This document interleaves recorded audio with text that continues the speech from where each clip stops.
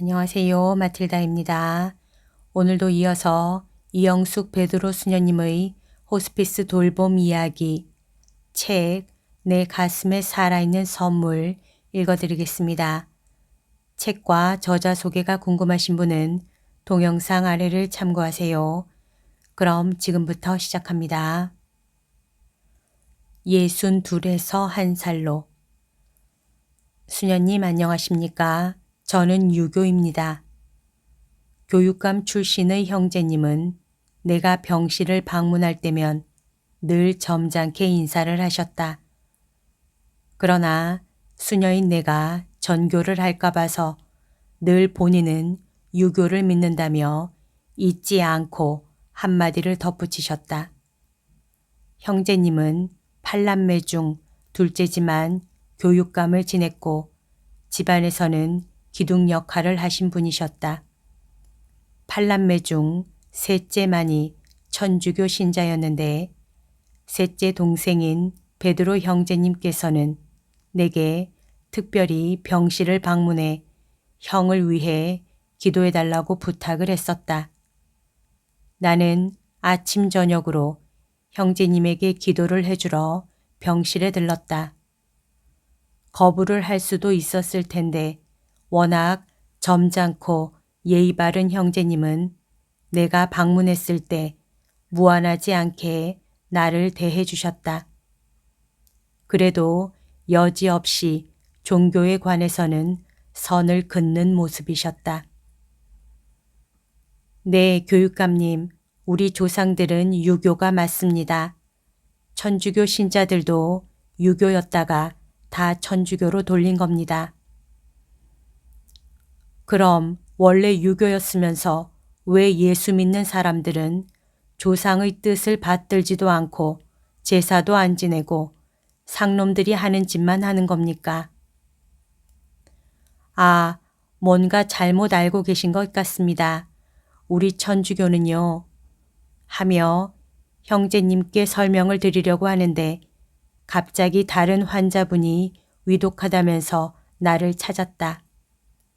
나는 형제님께 다음에 이야기를 나누자며 양해를 구하고 급히 병실을 나섰다.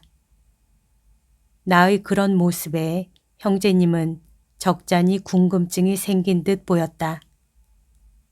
다음 방문 때 형제님께서는 내게 그 부분에 대해 질문을 하셨다. 수녀님은 환자들이 임종할 때 무슨 일을 하기에 그렇게 급히 가셨던 겁니까? 네, 저는 환자분이 돌아가실 때 선종 준비 기도를 해드립니다. 하느님께 좋게 갈 수 있도록 기도를 하는 것이라고 생각하시면 됩니다. 그래요? 그럼 사람이 죽은 후에는 또 무엇을 합니까? 그 다음은 선종 후 기도를 하지요. 기도를 한다. 그럼 사람이 죽은 후에는 천주교에서는 어떻게 예우를 합니까? 나는 형제님께 천주교식 장례 절차에 관한 설명을 드렸다. 임종을 하면 시신을 영안실에 모시고 입관 기도를 하고 장례 미사와 출관 기도, 출관 예절, 고별식을 하고서는 산에 가서 무덤 축성과 봉헌 기도를 하고 내려온다고 알려드렸다. 그리고 사무제 때와 백일 때도 기도를 하며 제사 때마다 미사를 올리고 기도도 드린다고 했다.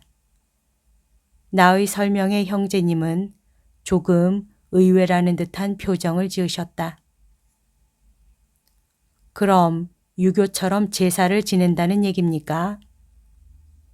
네, 그런데 조금 의미가 다릅니다. 우리가 부모에게 하는 것은 효성의 제사라 하고 하느님께 올리는 제사는 흠숭 제사라고 합니다. 하느님께는 몸과 마음, 내 생명을 다 바쳐 제사를 올리는 것이지요. 그렇게 같은 제사인 것 같지만 각각 나뉘어 있습니다. 제사를 지낸다. 그래도 천주교는 사람 예우를 제대로 하는 것 같네요. 교육감님, 게다가 우리 천주교는 생각날 때마다 제사를 드릴 수도 있습니다. 우리가 용서받고 불효한 것을 갚기 위해 제사를 수시로 올릴 수 있습니다. 생각날 때마다 수시로 제사를 지낼 수가 있다고요? 네, 그게 천주교의 미사입니다. 불효한 것이 생각나거나 부모님이 그리우면 미사 때마다 봉헌하고 미사를 드릴 수 있거든요. 그래요? 천주교는 좀 제대로 하네요. 셋째 놈이 성당을 왜 다니나 했더니 그건 좀 다행입니다. 사실 예수 믿는 사람들은 제사도 지내면 안 된다고 해서 저는 속으로 예수 믿는 사람들 인간 취급도 안 했습니다. 부모에게 제사도 안 지내는 것들은 호로 자식이라 상종도 하고 싶지 않았거든요. 그런데 천주교는 제사도 지내는 걸 보니 우리 유교랑 가깝다는 생각이 드네요. 그날 이후로 내가 방문을 할 때면 형제님은 천주교에 대한 이런저런 궁금한 것들을 물어보시곤 하셨다. 그것은 우리 천주교에 대한 관심이 분명했다. 동생분인 베드로 형제님도 형님의 변화에 기뻐하셨다. 수녀님, 제가 형님한테 천주교 얘기만 꺼내면 너나 믿어라, 너나 축복받아라 하면서 입도 뻥긋 못하게 했었는데 어떻게 수녀님하고는 그렇게 얘기를 나누는지 신기합니다. 나는 그 모든 것이 다 하느님이 하신 일이라는 생각이 들었다. 처음에는 유교라며 선을 딱 긋고 완고함을 보이던 형제님의 마음을 점점 누그러질 수 있게 해주신 하느님께 감사드렸다. 어느 날 동생분인 베드로 형제님이 나를 찾아왔다. 둘째 형님께서 혼수 상태에 폐혈증까지 와서 오늘을 못 넘길 것 같다고 전했다. 나는 안타까웠지만 형제님께서는 천주교에 대한 관심이 높은 상태셨으니 의식이 잠깐이라도 돌아오면 대세를 받자고 제안했다. 그러자 베드로 형제님은 조금 비관적인 이야기를 했다. 그렇지 않아도 형님이 수녀님께 자꾸 이것저것 묻기에 천주교에 대한 거부감이 없어진 것 같아서 제가 대세 얘기를 했었거든요. 그런데 우리 집안에 너 하나 있으니 된 거 아니냐. 그럼 우리도 같이 축복받겠지 하면서 피하시더라고요. 아, 그러셨군요. 수녀님, 제가 우리 형님을 잘 아는데요.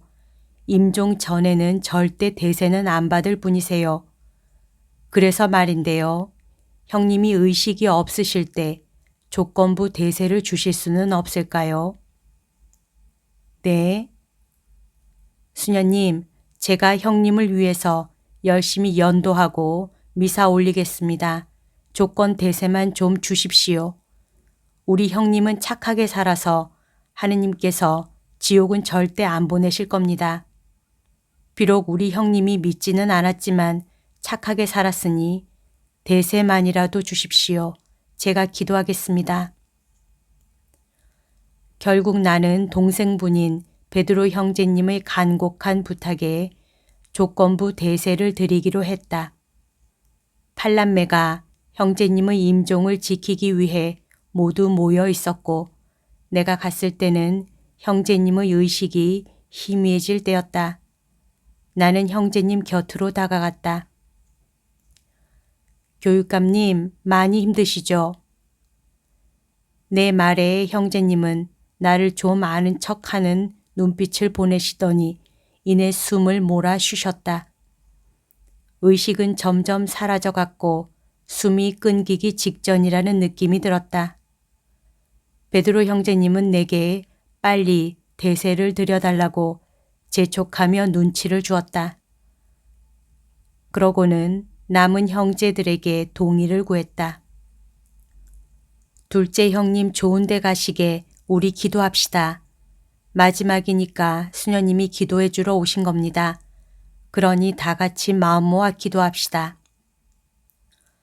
베드로 형제님이 무조건 기도를 하라고 하자 나머지 형제분들은 흔쾌히는 아니었지만 베드로 형제님이 원하는 대로 따르는 분위기였다.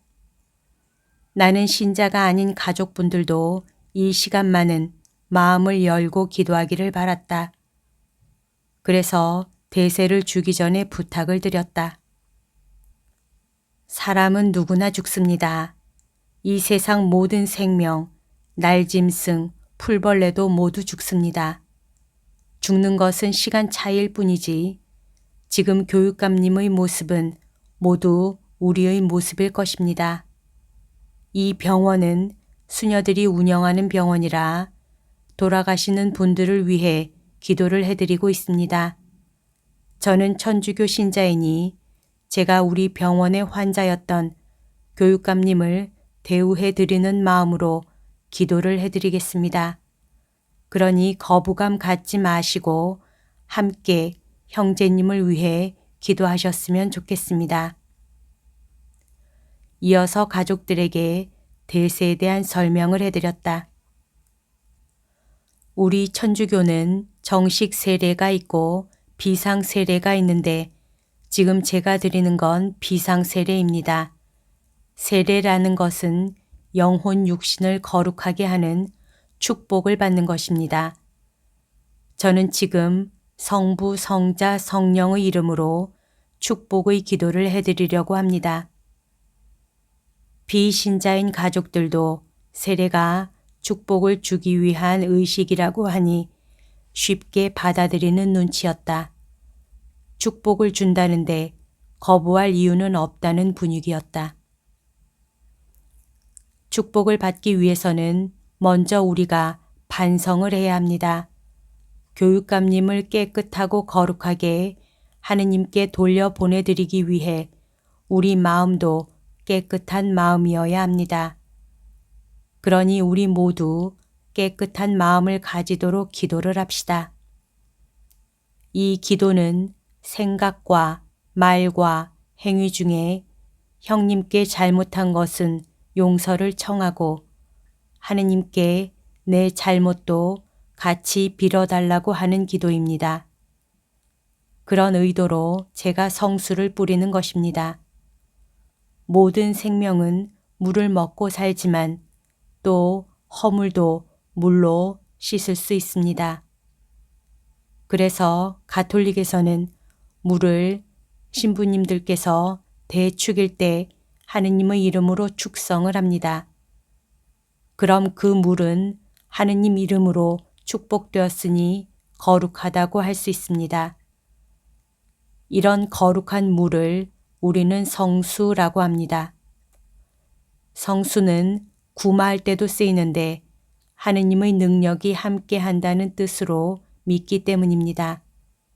오늘 제가 교육감님께 물을 뿌리기 전에 먼저 십자가를 긋고 하려고 합니다. 여러분들은 십자가를 긋지 않으셔도 됩니다. 지금 제 행위가 무슨 의미인 줄만 알면 되고 그냥 다 함께 여기서 거룩해진다고 믿어만 주시면 됩니다. 형님을 위해 그렇게 믿어 주십시오.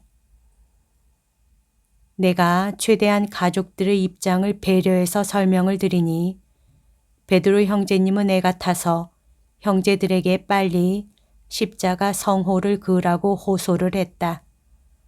나는 십자가를 그으며 기도와 설명을 이어갔다.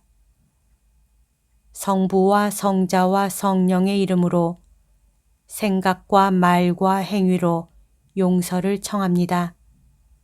혹시 가족분들은 형제님께 잘못한 게 생각나면 다 용서해 달라고 청해 주십시오. 다 청한 다음에는 하느님 만나서 우리의 죄도 함께 용서를 청해 달라고 전구를 부탁하십시오. 그러자 가족들 모두가 진지하게 고개를 숙이며 각자 기도를 시작했다. 그 모습은 임종 직전의 형님에게 진심으로 고백하는 기도임이 분명했다.